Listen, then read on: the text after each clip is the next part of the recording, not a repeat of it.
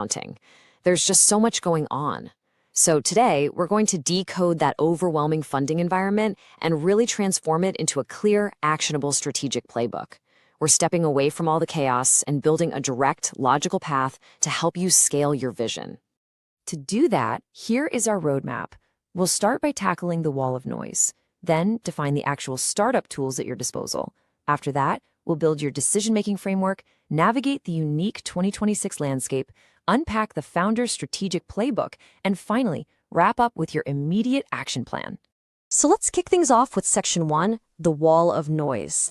Before we even think about building a strategy, we need to validate exactly how you're probably feeling right now trying to get your company off the ground. It's just a wall of noise. I mean, when you're constantly hearing about accelerators, incubators, government grants, angel networks, and venture studios, it usually leaves founders feeling completely blasted. It's honestly the default feeling in the startup world today. So if you feel like you're just staring at endless disconnected options without a map, you are definitely not alone. But, we can't just stay stuck in that confusion. Our whole goal in this explainer is to cut straight through that noise and replace it with a focused, highly effective strategy. Success today means knowing exactly how to pick the right resource for the specific stage your company is at, and more importantly, understanding how to actually leverage it for tangible growth. Moving right along to Section 2, defining the startup tools. Okay, before you choose a path, you absolutely must understand what the vehicles actually are. Let's look at the classic difference between an accelerator and an incubator.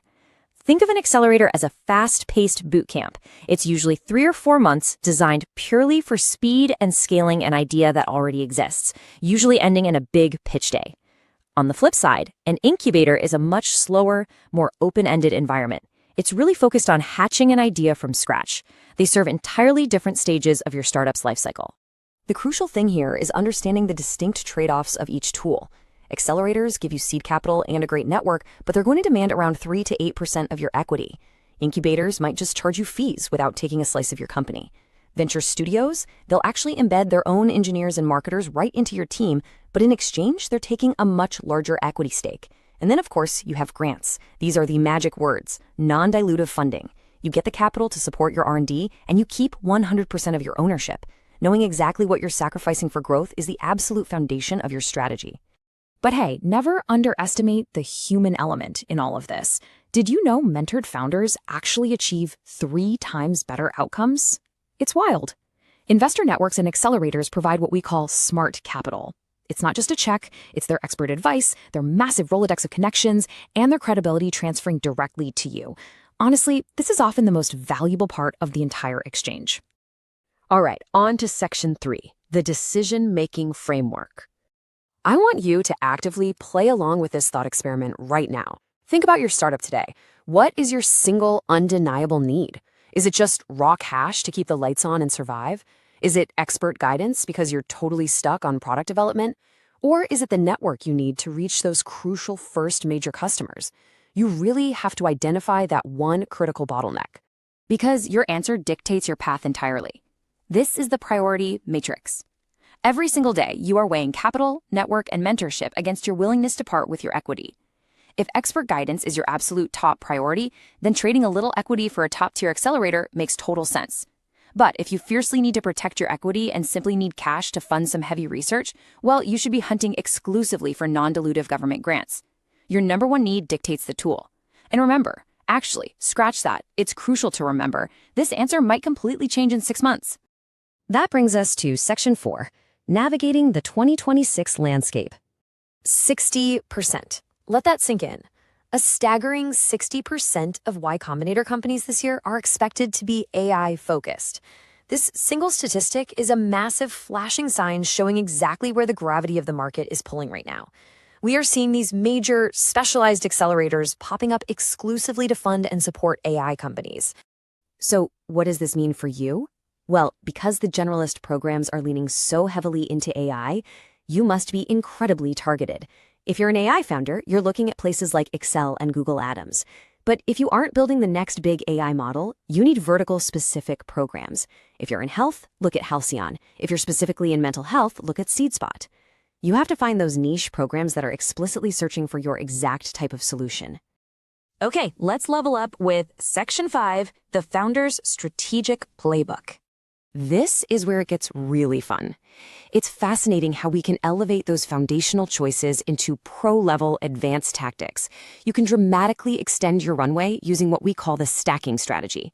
Basically, you don't just pick one route. You pair an equity-based accelerator, which gets you the network and that vital seed money, with massive, non-dilutive resources. For example, imagine securing $150,000 in Azure and OpenAI credits from Microsoft, and then stacking that with $200,000 in cloud credits from Google.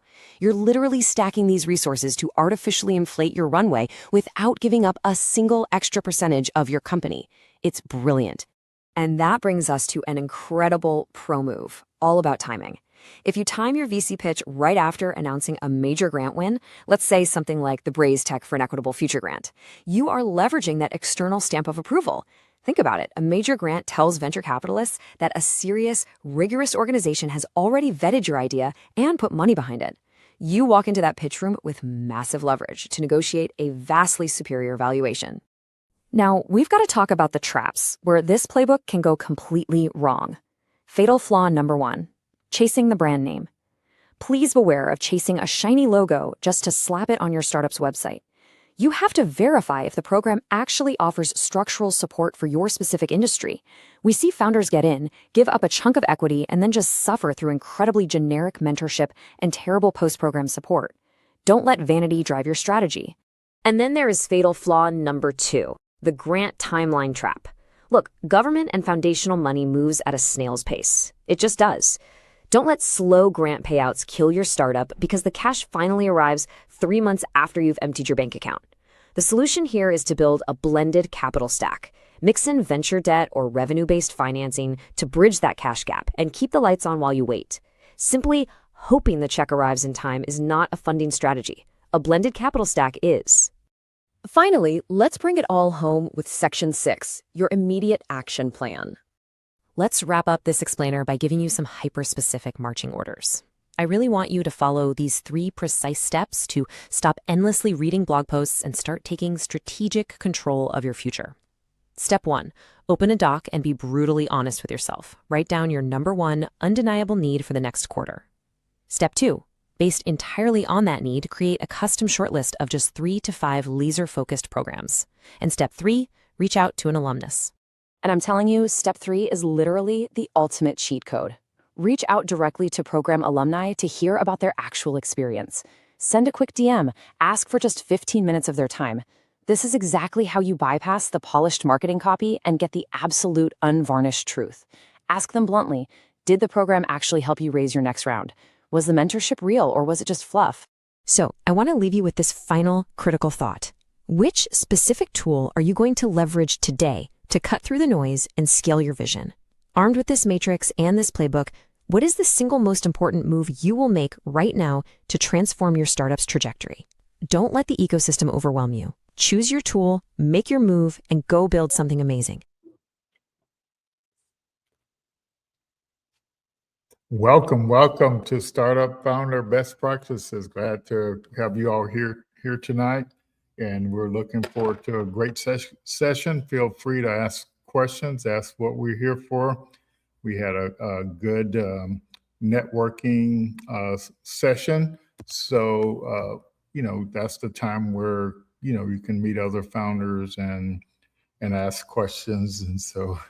I probably talked a little bit more than I should have in that session. So, but I think I still have enough energy for tonight. And but I'm excited about working with founders and all the things everybody have going on and all the advances and the improvements with the AI stuff to kind of help founders move forward. So it's really a great thing. So tonight, I thought I would review some of the things I've learned, over the past 6 months, and just so make sure everybody's kind of up to date. And so I'll tell you the process I use so you'll get it, because I did make a mistake. I I asked ChatGPT to review my prompting history over the past 6 months. Excuse me, over the past 6 months, and to go looking at the things I've learned and that are useful. And so I ran that prompt and it gave me some information, and it looked at pretty good. And so I went to Notebook LM as I normally do. I'm a sucker for Notebook LM because I can make sure I understand what's going on there. But I created some, videos and some graphic stuff. And then I listened to about an hour of the stuff, and I recorded as I listened to it, and I dumped it into that transcript in the Chat GPT, and then I ran my Lanika analysis on it. And so uh, and so it told me all the, it analyzed the transcripts, and since it was a couple of videos, maybe 3 videos, and the audio overview, it had about an hour worth of stuff, and so it literally, like the Lanicha prompt does, it finds everything that's not true in the information, and and uh, and it analyzes to make sure it's factual and everything. But the neat thing about that, it made me realize, which I normally always do when I generate information, I always analyze it, with my personal Lanika prompt, because you the AI, the large language model, ChatGPT, Claude, Gemini, all of them are programmed to tell you what you want to hear and to make you feel good, but you want to know what is the truth, not just what makes you feel good. And so I was able to create some more videos that went into more details, and so that, I thought that was pretty amazing. So I've been talking to you all about uh, what we've learned and stuff, and this Lanika method of prompting was one of the things that we learned, since last October, and it's been making a big difference for founders. And so just want to make sure you all understand that. And so what it came up with was this idea, from AI tools to AI teammates, and so that sounded pretty good. And it's a good topic. But when I ran the Lanika analysis on the result of the stuff, it actually went a little further than that, and so you'll get to see that firsthand here. So I take a minute to kind of let you know we're not here alone. We have supporters, and so uh, the partners. If you all know somebody, these are some of the people we partner with and companies we partner with that support what we're doing, and people we partnered with in the past that founders we've been able to work with. But we, through some of these partners, we have tools, and so shortly I'll get a hold to Black Innovation Alliance. They just came out with a new tool, so I need to make an appointment with them so I can get that to share with you all. And we're always doing stuff with the Black Innovation Alliance, and so this right here is kind of like the most important kind of tool that we use, because it's the framework, that we the methodology that we follow that leads us to the right, in the right direction. So if you're doing something that's real important and critical, you need to have a methodology. You need to have a framework. And to give you an example, how you can go astray with not having this framework. Let me just scoot down here a couple of pages, but these are some of our also partners for people who put up money to support what we're doing. But I'm talking about this lean stack framework right now. And so I went to 1 Million Cups yesterday and here locally in Pensacola, and we had 2 presenters, one founder, a couple of founders. They presented their AI tool for helping with business marketing and stuff like that. And the other one was doing a restaurant, and they both were really good presentations. But the one that had the AI tool, it had like marketing stuff like personas and stuff like that, copy, all this kind of stuff. But and we'll get into this a little bit more, but when you don't see a framework, somebody who's actually following a proven methodology that works, you're just hitting and missing, and you're not getting the entire picture of what's going on. So when you're prompting, you need to be prompting based on a framework that knows your business, the history, the business model, the customer segments, all the evidence you had to prove the demand for your product, and the hiring and firing criteria for your product, the customer forces that you have to do to get somebody to switch from what they're already using to what you have. And that's literally customer forces is the transition all the marketing and the advertising do to take you away from what you're already using to what they have, and that's how they attract you. But if you don't know that information, and if it's not based on the analysis you did to find which customers to focus on first, you're spinning your wheel. So that's the importance of a framework. Now, this startup science thing here, you need to use that too, and we make that available to you at no charge. It's like a startup ecosystem in a box. It has it takes you through the different phases of your business, whereas the lean stack is more milestone, making sure you reach a milestone, a defined milestone. And in the startup world, there are defined milestones that your startup has to reach, to kind of grow and scale. And so you're not working in a vacuum, you're working based on a framework. And so just remember, when you're using all these AI tools and they're not based on a framework, and another way you can actually look at it too is working with some students this summer and trying to help them understand how to use AI. And, one high school student says he used it to do his homework, and a college student said the same thing. He used it to do his homework. And so the reason why that works is because the AI knows what to focus on. You've given it the problem, well-defined problem, so it doesn't have to hallucinate, it doesn't have to think, it sees what it needs to work on.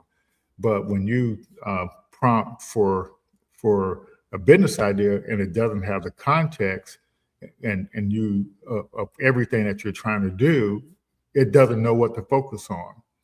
So because the large language models, they know so much that you have to get it to focus on your particular thing, and so otherwise it's just going to generalize, hallucinate, and lie to you. So it's literally as simple as that. So that's real important. And so I want to make sure that make sure and actually understand that. So let's see here. So I'll get the evening started, and I'll show you the first kind of explainer video. And so as you can see here, I have some sources. So this was a source that I had. Let's see, look down, I can tell by this stuff down here. 167 days ago, and I guess that's probably sometime maybe like last December timeframe. I'm not 100% sure, but and it was based on this document here, and basically it said over the year that I had, and I probably created more, but uh, had 22 AI agents or software applications that I had leveraged AI to create. And I'm not sure why I picked this one to add this particular thing to it, but it was. And so this particular source here was when I prompt ChatGPT to about the topic tonight, and so it was reasonable, and so but I had it generate all the stuff you see over here now 3 hours ago. I had it generate that, and so I spent some time listening to and looking at some of that stuff. But while I was watching the videos and listening to the audio, I recorded it and created it, got the transcript. And then I put the transcript back in the Chat GPT, and then it got this particular thing. And so of course the videos and audio repeated a lot of things. So it found that. So it kind of analyzed the transcripts and found out all the untruths in it and everything. So that's why it's important to create your Lanika prompt, and so it can analyze stuff and stop the AI from lying to you. I'll just try to keep it as simple as simple as that. So let's go back up here to the videos that I created is based on one source, and I'm not going to show you all these things. And it's basically this source over here. And what's neat about Notebook LM, you can prompt here, ask questions just like you do with Chat GPT, Gemini, Claude, or whatever.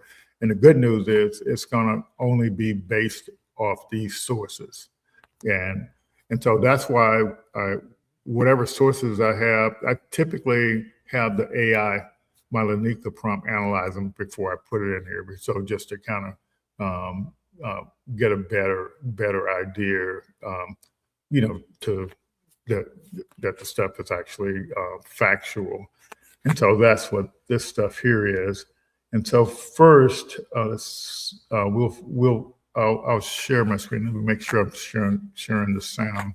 So I'm going to stop a second because that's the only way you're going to hear it. I have to make sure I'm sharing the sound. Nope, I have to get rid of it first. Stop screen share. Okay, now share it again.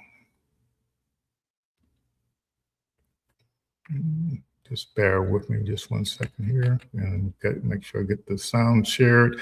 And here we go. Okay, so let's just look at, before I do the video, let's just take a look at some of the infographics real quick, just to so you kind of get an idea of what this thing is. So it's founder operating system, fake progress, AI,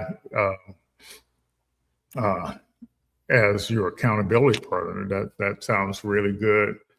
Closing the team gap, so building AI teammate, avoid doing the wrong work faster. Yeah, so AI allows you to do things a lot faster. And so as a founder, you want to identify your riskiest assumptions about your business model, your lean canvas business model. You want to let me blow my screen up so I can see it here a little bit. You want to, I like this screen better. You define success evidence. So a lot of people have intuitions about their business idea, what they're doing, but you want to have you want to generate evidence, because when you go to get help, they don't want what you think. They want the evidence. Design the test, collect and analyze the evidence. So you collect that evidence, but you want to analyze it. And so when I say analyze it, the Nika prompts are kind of a good way to analyze stuff. But there are some other methods to kind of like analyze stuff as well, make decisions, update your business model. And so it's like a little loop. You just keep going in, and it's like a learning loop. And so, AI, what AI can't replace. AI can organize evidence. Humans must provide unique customer empathy, moral judgment, and relationship capital.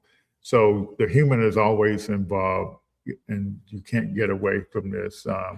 So since the AI can do a lot of things, what's the main thing that's left is you need to be able to use your own judgment. And so that I would like to mention this is that's another way I use AI. I use it to help me think clearer and better. And so, so it's all about you and helping you become better at what you're doing. So I think that was useful. Let's see. I don't know if you all know the tricks to this stuff, but like when you go in this generate report, every time you click this, it comes up with some reports based on the sources you have checked over here. And so, and I explained this in the past, that you can literally copy these prompts that generates those reports, and then you can take them over and do infographics, or you can take them over and do the videos. That's one way you can actually create. That's kind of what I did here when you see these several different approaches to the videos. And that's also what happens here when I get different versions of the infographic. Let's take a quick look at this one. It says an AI-powered founder operating system. And it's sort of showing the evolution of things. So let's, the maturity journal from tools to system. So now founders having to actually do systems. And so it was more tool oriented back in 2003, but it evolved to this doing systems. And so let's look at this core learning loop. And I think I created a video on this, but this learning loop is the most powerful thing that you want to take away from here. So it's talking about assumptions, test, and evidence over activity, AI execution, and human insight versus AI execution, the judgment part of it. So you have to come in there and do that. And so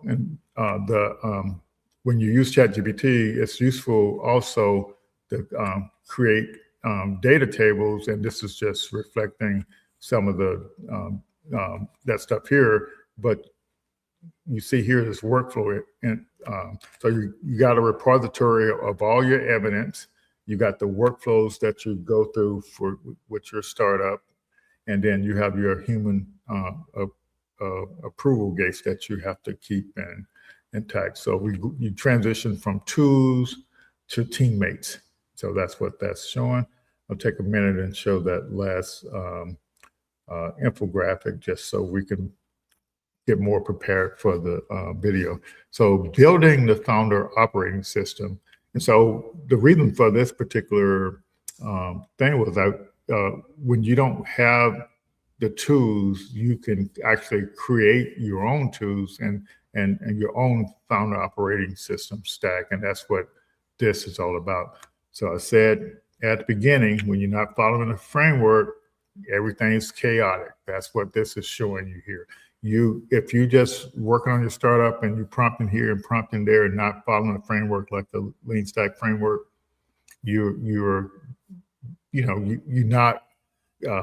don't have the whole foundation. I'm not saying it doesn't work, but I'm saying it's better when you're following a framework.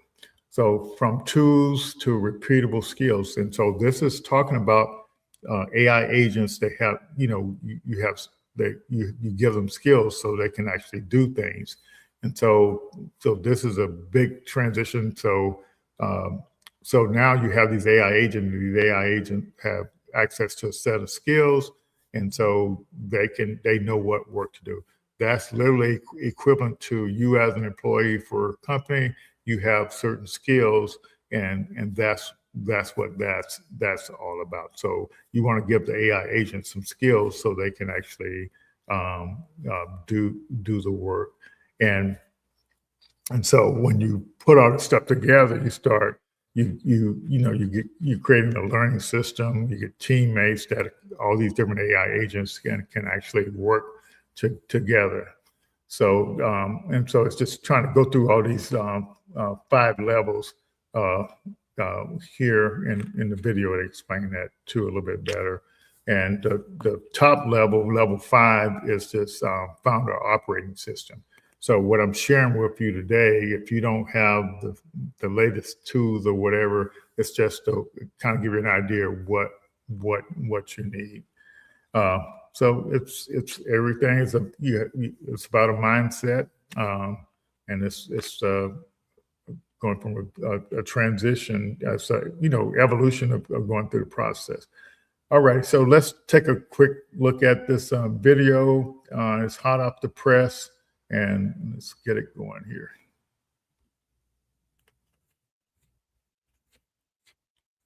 Get started. Hey everyone, and welcome to The Explainer. Today, we're exploring an absolutely massive paradigm shift for organizational leaders, incubators, and ecosystem builders. We are looking at how to completely transform founder support. We're moving away from that simple, disjointed AI tool training, and instead, we're talking about building a persistent, evidence-driven capability infrastructure. If you're out there guiding startups, this explainer is going to show you exactly how to move beyond static program delivery toward building long-term, highly effective founder development systems. Okay, let's dive into this. Automation accelerates execution. A founder operating system accelerates learning. That is a powerful distinction, right? It totally elevates AI beyond just mere productivity. You see, the next big competitive advantage for founders isn't just snagging access to the latest AI tools. The real economic value is the ability to build an evidence-driven learning system. Automation just speeds up what you're already doing. But a founder operating system, that speeds up how fast you learn, how fast you confront reality, and ultimately how you make better decisions. So, here is the structured journey we're taking today to help shift that institutional mindset. We'll hit the AI automation trap, rethink AI maturity, explore the founder learning loop, talk about governing the system, and finally wrap up with building capability infrastructure. Let's jump right into section 1, the AI automation trap. There's this hidden behavioral pattern we see all the time with early-stage startups. Founders often substitute activity for actual evidence. Relying solely on AI to just churn out endless content without validating the underlying assumptions is a massive trap. Imagine automatically generating like 500 marketing emails for a feature your customers don't even want. It just helps founders hide inside what the sources call fake progress. Because think about it, if you automate before you validate, you're literally just doing the wrong work faster. The true goal here is learning discipline, collecting real, hard evidence, and making better decisions with fewer resources. So, the crucial point is defining exactly what makes up a founder operating system. It's not just some really clever master prompt, and it's definitely not a wild collection of fully autonomous agents. It is fundamentally an accountability system. It's an environment where AI performs very defined, repeatable skills. Think of a customer interview analyzer or a pitch coach, but it is always operating under human direction and strict accountability. It acts as structured accountability that actually reduces a founder's ability to hide from the evidence. Moving right along to section 2, rethinking AI maturity. Think about how the narrative arc of our collective mindset has shifted over the last few years. Back in 2023, we were all basically just experimenting, asking, what can ChatGPT even do? By 2024, it turned into this massive software chase. Which AI tools should I use? Now, in 2025, the focus has shifted to pure productivity. How can I automate tasks? But looking ahead to 2026, the strategic founder and the institutions supporting them absolutely must ask, what founder operating system am I building? We're talking about moving from isolated prompting to real organizational architecture. And this brilliantly illustrates that exact progression on a 5-level maturity ladder.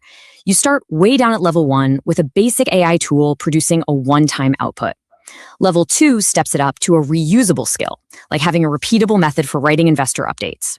Level 3 introduces an AI teammate for recurring assistance. But guys, the real magic happens at levels 4 and 5. A learning system at level 4 actually connects your assumptions to real evidence. And finally, level 5, the founder OS itself, coordinates multiple learning systems with permissions, memory, and governance to drive fundamentally better decisions. Okay, let's step into section 3, the founder learning loop. This is the core engine. We really need to demystify how this tech connects to proven founder development. This is the minimum viable loop. First, you identify your riskiest assumption. Second, define exactly what evidence would support or weaken it, and then go collect it. Third, analyze the patterns and the contradictions in that evidence. And finally, make the call. Decide whether to persevere, pivot, or pause. Listen, without this underlying assumption to decision cycle, you don't have an operating system, you literally just have a collection of disconnected AI assistants. AI gives you incredible leverage at each of these stages, but only when they are actually linked together. And why does this matter so deeply? Because the economic value here shifts the entire startup landscape. It is not about getting free labor. It's about generating greater learning and execution capacity per founder dollar. To put that into perspective, for solo founders, non-technical founders, and underrepresented founders, this kind of AI capacity can fundamentally close both the knowledge gap and the team gap. It provides access to high-level support capabilities, stuff like market research, pitch prep, deep data analysis, way before they could ever afford to hire a full team. That brings us to section 4, governing the system. Now, what's really interesting about this slide is that closing that team gap creates an entirely new reality for founders. There is a critical boundary we have to draw. AI is amazing at helping prep for interviews and analyzing transcripts, but we must never replace human discovery with synthetic discovery. AI organizes and interprets the evidence, but humans create the relationships. We understand emotional nuance, local knowledge, and lived experience. AI should never become a substitute for looking your customers in the eye, listening to them, and building actual trust. Because the truth is, you aren't escaping management. You are becoming the manager of a hybrid human-AI organization. And that means you need ironclad guardrails. The sources warn heavily against the very real risks of fully autonomous agents running wild. A real founder OS requires explicit permissions, data access boundaries to protect your sensitive customer info, audit logs, reversal mechanisms, and absolutely crucial human-only decision gates. You have to prevent unauthorized communications, AI hallucinations, or just bad updates from literally breaking your business. Which brings us to the climax of our explainer, Section 5, Building Capability Infrastructure. For all the organizational leaders tuning in, this is your mandate. Ecosystem builders absolutely must evolve.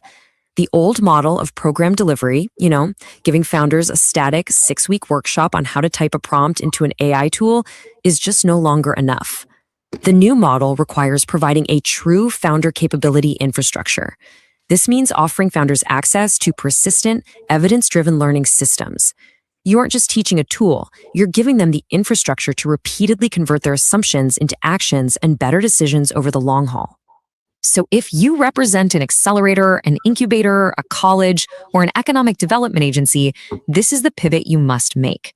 By providing this persistent capability infrastructure, you fundamentally change how you support and evaluate startups. Instead of measuring a founder's traction purely based on raw activity or how much content they're outputting, you evaluate them based on their learning system maturity. Are they confronting reality sooner? Are they using real evidence to pivot or persevere? That is the true mark of a supported, AI-enabled founder today. I want to leave you with this final, absolutely vital question from the source material. As AI capabilities become everywhere and as execution inevitably becomes commoditized, what is your human advantage? The answer lies in your unique customer empathy, your moral judgment, your courage, and your ability to recognize truly meaningful problems. AI might commoditize the heavy lifting of execution, but it drastically increases the value of human insight and trust. Build the system to handle the execution so you can double down on being human. Thank you so much for joining me on this explainer, and I challenge you, start building your evidence-driven infrastructure today. All right. Do you have any questions on that? Your questions don't have to be related to that, but yeah. So just go ahead and put your questions in the chat, and we'll keep the ball rolling here to kind of help you keep moving along. So yeah. So. AI can be really helpful, but it can, like the thing said, that it can help you do the wrong things faster. And so we're here, Thursday nights, every Thursday night, so you can learn some of the best practices.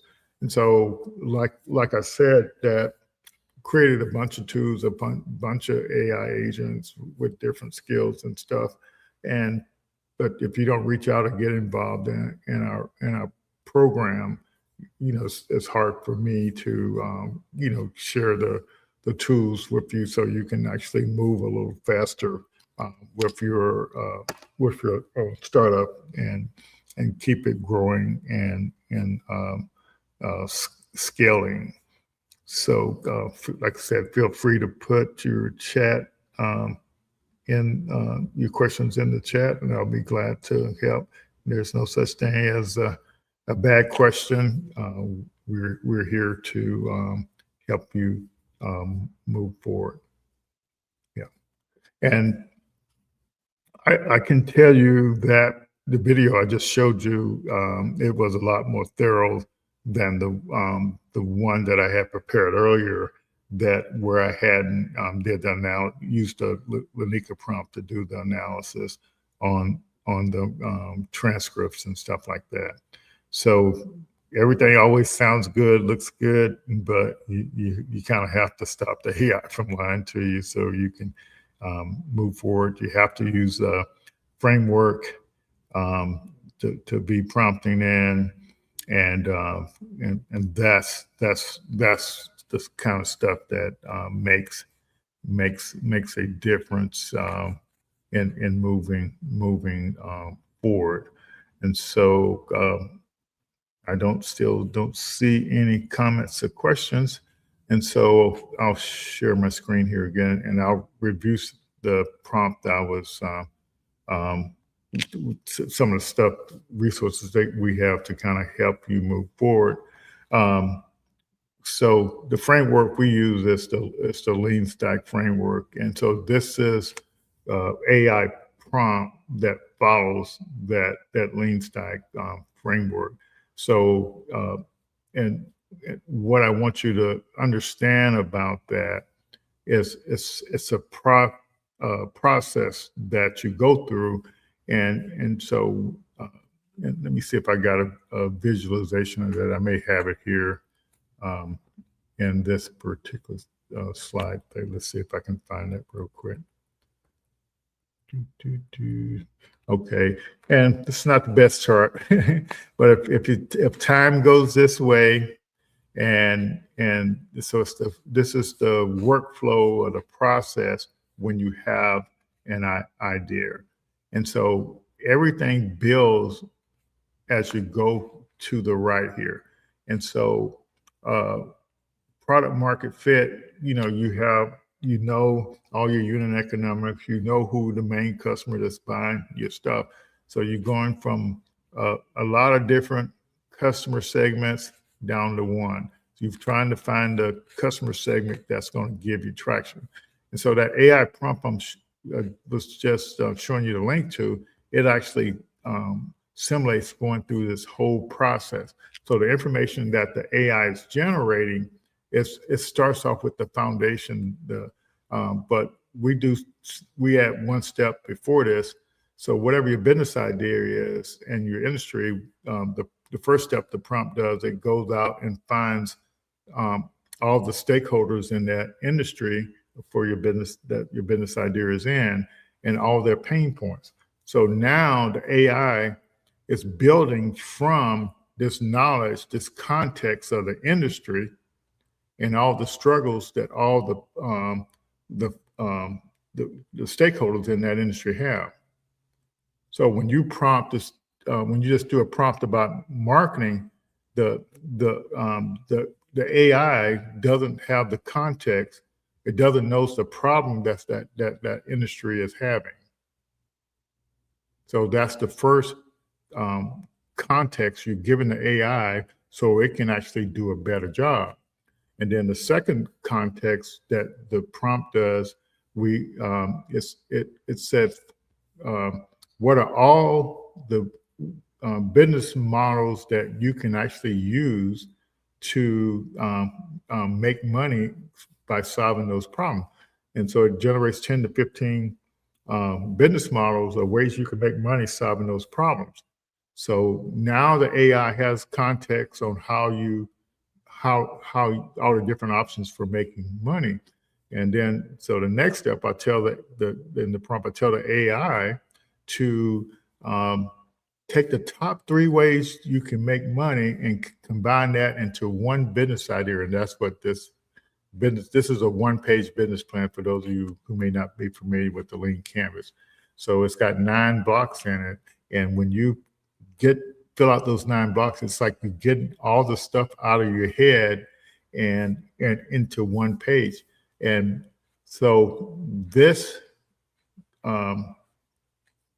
business model is, I don't know if you all listened to the video at the beginning of the broadcast.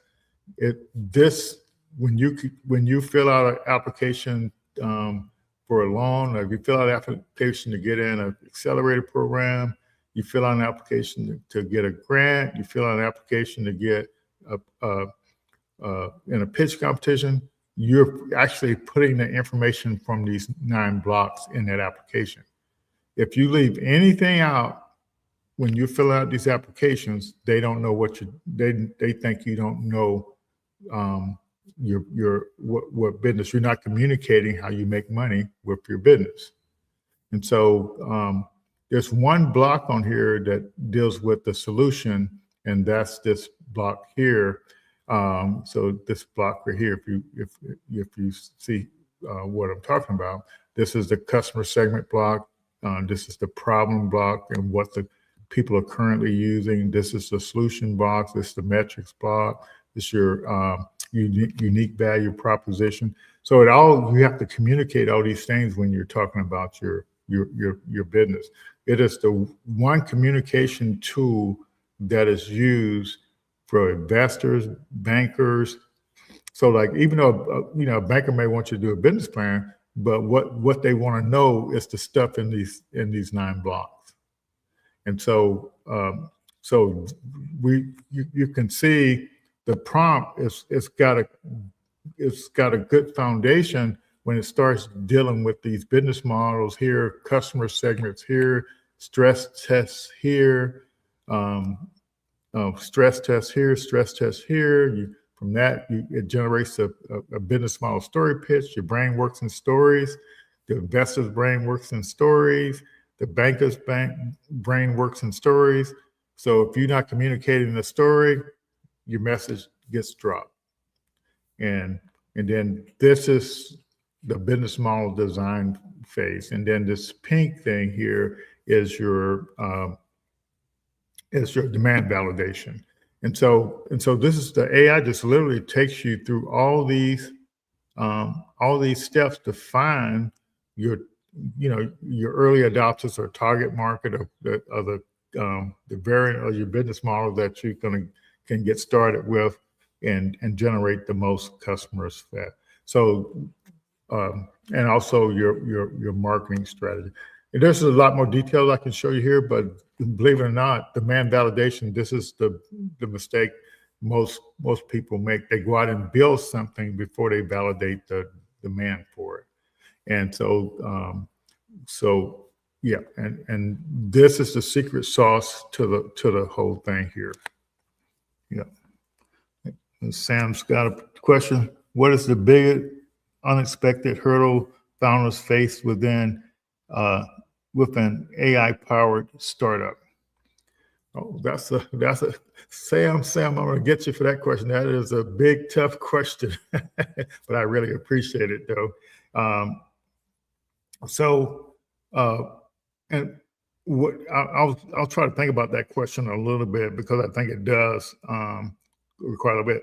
But when a so let's define what an AI powered startup is. I call it an AI enabled startup. So it's like um, AI is totally um, ingrained in everything you do in the startup. The AI is analyzing everything the customers are saying. The AI is evaluating all the customer feedback.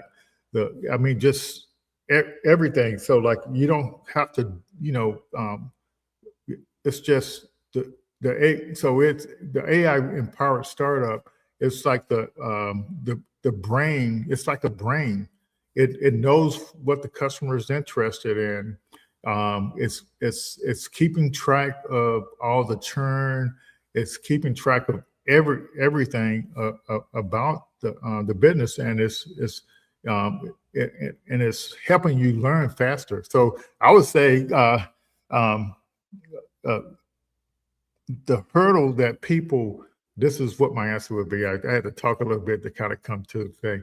The biggest hurdle within an AI startup is people don't really understand. To me, this is what my answer would be up for a second. The average person doesn't know how the AI really works. And so so when you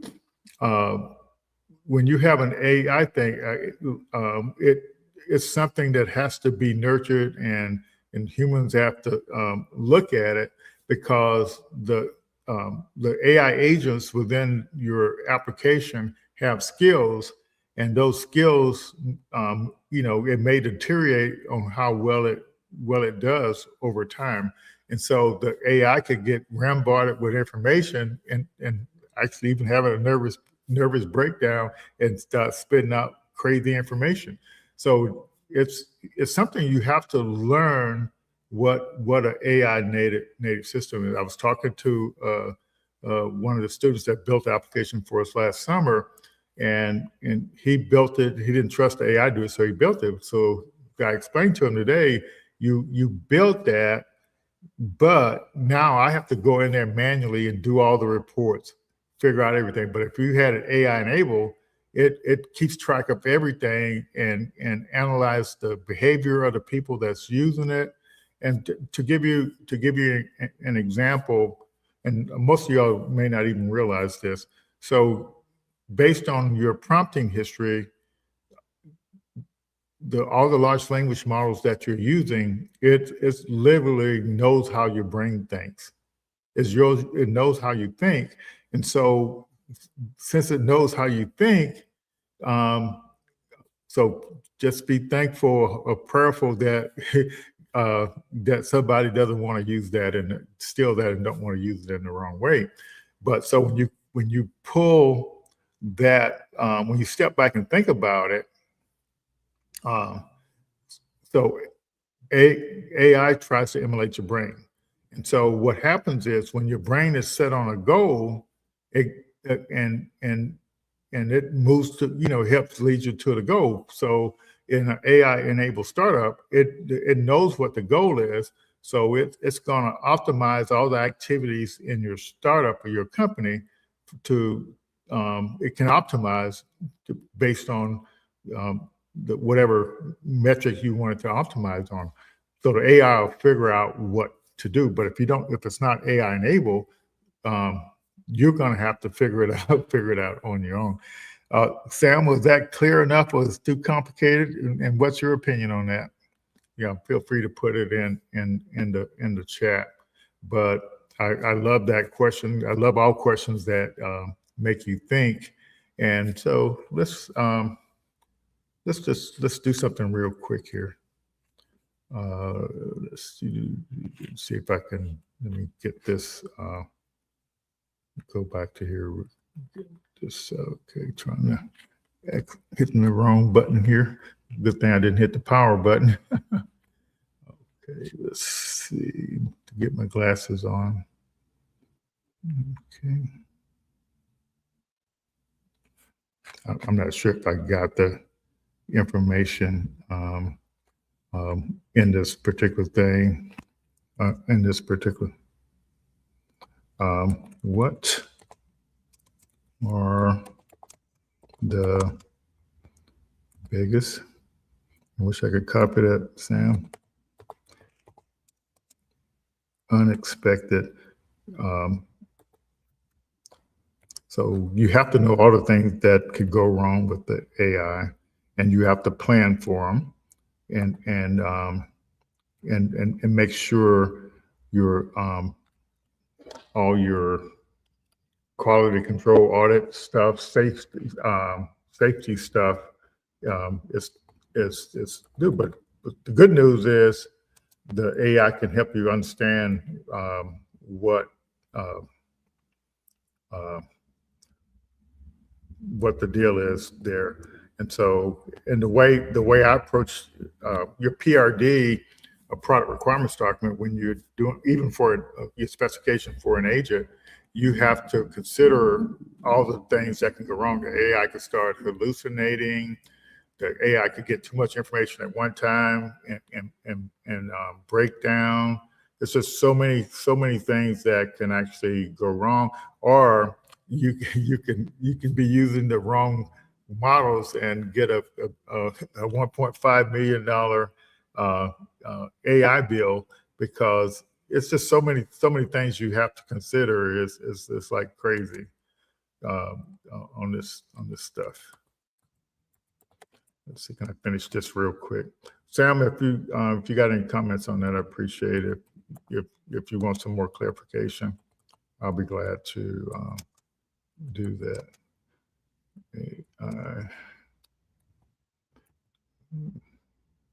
It's got to be a better, not a fast.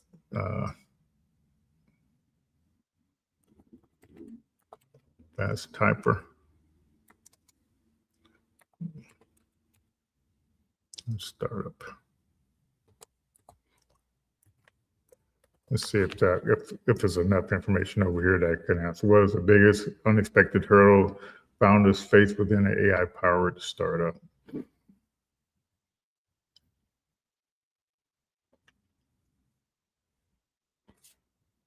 And this may not have all the information in the sources, but we'll just see. Oh, it does. Okay. The illusion of fake progress. That's why you want to do the evidence. So when you automate before validation, seeking reinsurance instead of testing your assumptions, and with the fake progress, the burden of managing a hybrid system. And this is kind of what I talk mostly about. Why AI helps you close the team gap. A solo non-technical founder, it creates an unexpected second-order implication. The founder is not escaping management, but rather than becoming the manager of a hybrid human AI system organization. Founders must now master the new responsibilities, such as defining explicit roles, writing clear instructions, establishing high quality, revealing AI outputs, controlling permissions, and determining which tasks must be human-led. So, okay, so, yep, it's hitting on everything. And so this is why when I'm doing the requirements, I work with the AI to help create the requirements. And so the good news is that there's some, like for security SOC 2 requirements, There's some AI governance requirements. All that stuff is the specifications are out there. GDPR and all these requirements out there. So guess what? If I'm building some software, or if you're doing something for education, it's all those things are out there. So guess what? I include all those things in the requirements document. Because the AI knows what these requirements documents are, and so and that's another a reason. But so that, see, Sam, you're asking me a really hard question. The AI took like a whole bunch of stuff to ask, but that's like this synthetic customer discovery. Yeah, and so Sam, you were at the 1 million cups, and the bottom line, this is kind of what I'm talking about. So when you see when you don't build your stuff on a foundation, a framework. See, so like when you get over here talking about marketing and stuff like that, selling, it's based on a foundation of stuff. But if you just go to a ChatGPT, Gemini, Claude, say, this is my business, create some customer personas for my business, or create some content for my business. It doesn't have all this information from back here. So that's a mistake. That's why I was asking a question about frameworks yesterday, because it's good when you have frameworks, but it's good when you have a framework that takes you through the whole process. And that's what I would always tell people. I worked for the government and we had multi-million-dollar projects, and they had never been done before. But what we did, instead of this entrepreneur method here, we followed the R&D method. So we had a step-by-step process that we took stuff through. And so as long as you follow the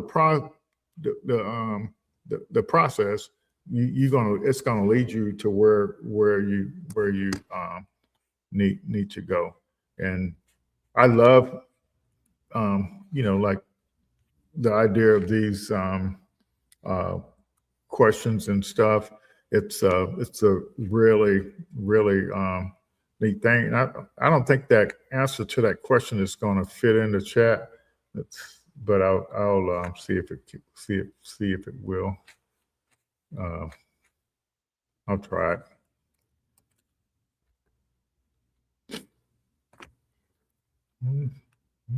Something fit in there, but I don't know if it got the whole thing, if it chopped something off there. So I just put it, let's see, how much did it get? So it didn't get all of it, but yeah, Sam, I hope that was useful to you. But I hope y'all get my point about this idea of, like the example I was given, like if, so the lean canvas is the block that those 9 blocks have to be filled out, but it's constraining the AI to those things. So when you use the AI to answer problems, the problems are clear and well defined, and so the AI can focus. But when the AI large language model knows so much stuff, it doesn't know, it's got so much information, it's just gonna since if it doesn't have all the context, that's why it hallucinates just in order to do it. So the number one thing that you want to take away, like when you see this thing here, you have to have something that's storing all the context, all the evidence that's going on, so the AI always understand what your business thing is all about. Because if you don't, you can't really trust the answer that is given you.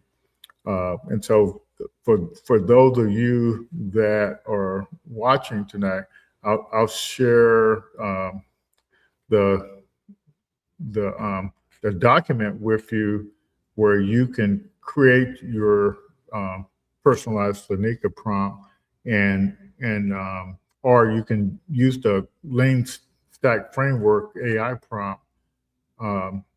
And I've showed this thing a million times. So it's the framework. Like I said, I showed you the graphical part of it. So you put your business idea, and the more details, the better. But you can put a small amount of details. But you run this prompt in it, and so the purpose, it's like it says, you're about to analyze a business idea using the Lean Stack business model design, demand validation playbook, extend it with a marketing strategy series that translate discovery insights into actions into marketing funnels, campaigns, and experience. So the demand validation, without the demand validation, you don't have all this marketing stuff you're guessing. But the demand validation stuff in the Lean Stack, it actually gives you the information to get your potential customer to switch from what you're doing. And so this is the thing that's worth the waiting go.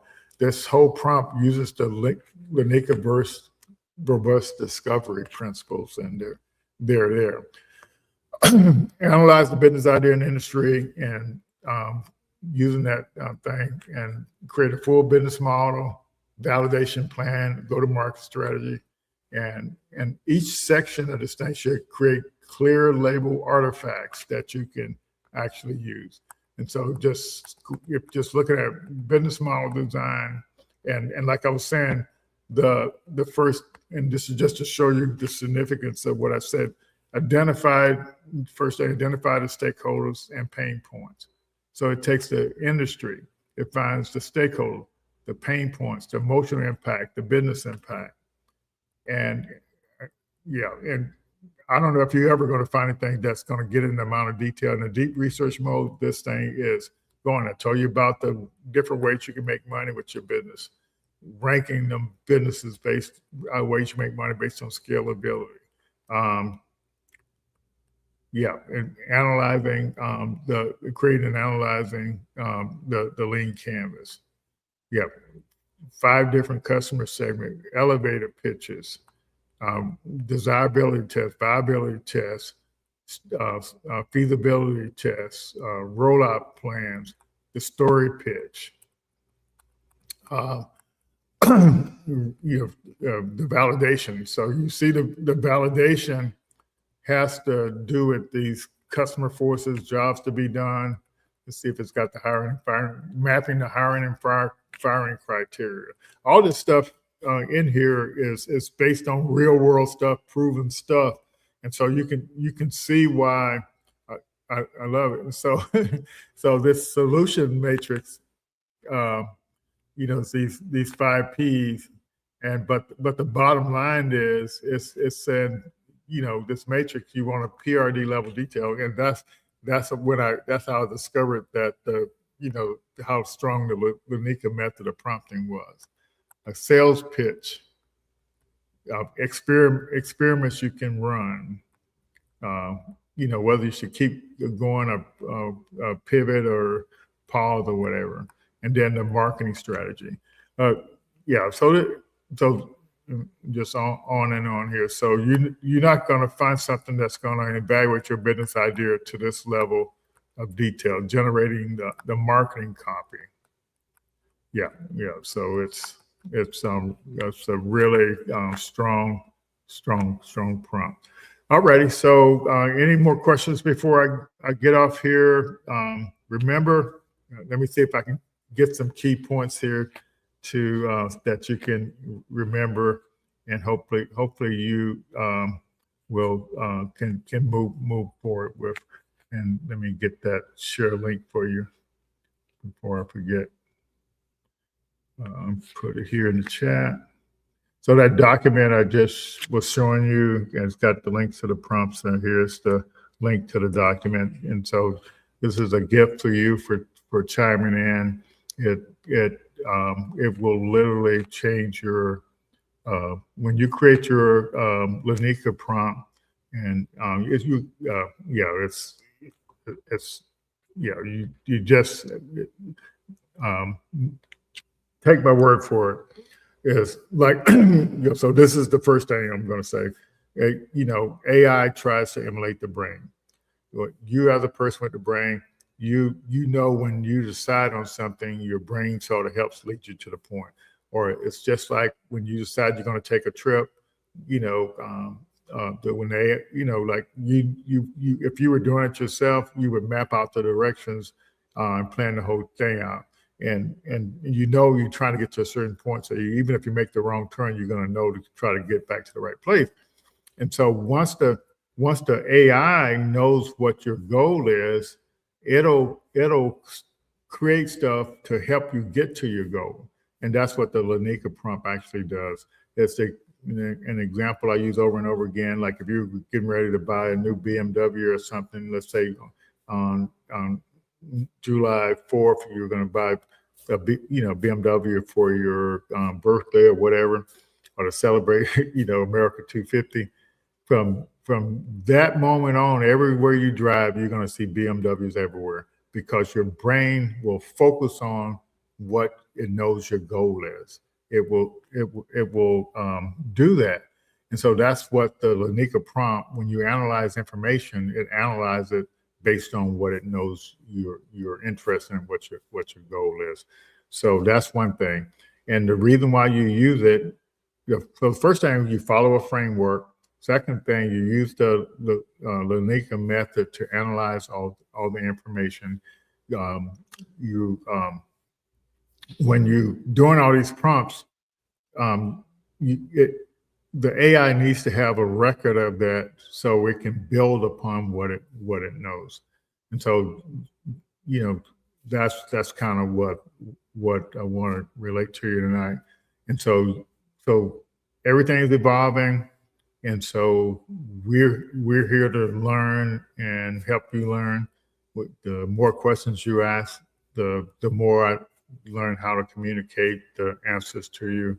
And so I use my Lanika prompt, as many as 100 times a week, analyzing information, because I don't have time to read all of the videos. I look at all the videos, read all the transcripts. So I just let the Lanika thing do it for me, get all the key insights out of it, and the patterns and so on and so forth. So hope that helps you all. Join us, our program at apply.kakuinstitute.org. Look forward to working with you all and helping you. Appreciate you chiming in. We'll see you all next week. Thanks again. Bye-bye, everyone.